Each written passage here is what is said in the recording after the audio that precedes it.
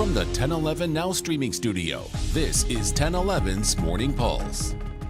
Good morning, I'm Danielle Schenk with your Morning Pulse for November 16th, 2023. We're following some developing news this morning as a motorcyclist has life-threatening injuries after crashing into the back of an SUV. This was the scene after the crash happened at 9 last night at Cotner and Adams. Police are now determining whether speed played a role for the motorcyclist while the SUV driver emerged unharmed. The investigation is ongoing and no citations have been issued. Today, abortion rights supporters are expected to officially launch their effort to get the issue on next year's ballot. The wording is asking for abortions to be allowed up until a fetus could survive outside of the uterus without extraordinary medical measures. Governor Jim Pillen and anti-abortion advocates are blasting the language as too vague. Supporters of the effort must collect signatures from 10% of registered voters to make it to the 2024 ballot.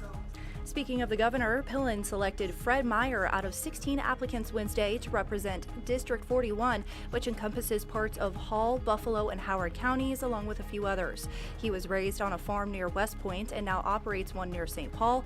He was also a graduate at UNL and has since served 12 years on the state's Board of Education.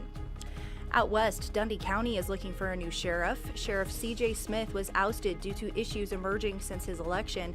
Over 90% of the 775 voters supported the recall, citing concerns such as not being a certified law enforcement officer when elected and allegations of sexual harassment in a previous agency.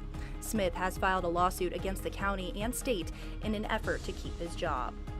Back here at home, the Lancaster County Health Department is reporting a rise in COVID cases. Health leaders say there were nearly 200 reported cases of COVID across Lancaster County as of Saturday. That's compared to an average of 113 in the previous month. Health Director Pat Lopez is encouraging people to get updated vaccinations heading into the holiday season. Rounding out your headlines is a check of the 7-day forecast.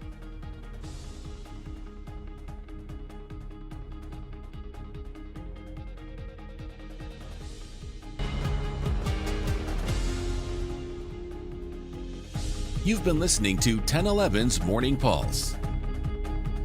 Watch, listen, stream on the 1011 Now app, on YouTube, or wherever you get your podcasts.